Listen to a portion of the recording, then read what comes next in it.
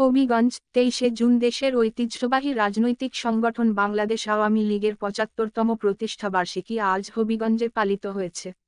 সকালে দলীয় কার্যালয়ের সামনে স্থাপিত জাতির পিতার প্রতিকৃতিতে পুষ্পার্ঘ্য নিবেদন করে জেলা আওয়ামী লীগের নেতৃবৃন্দ।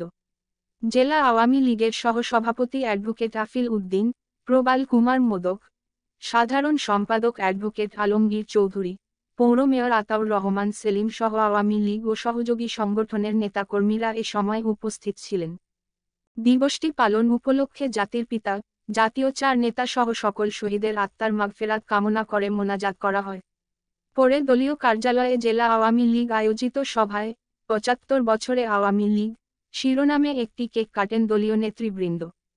এ সময় বক্তব্য রাখেন জেলা আওয়ামী লীগের সাধারণ সম্পাদক পৌর মেয়র আতাউর রহমান সেলিম।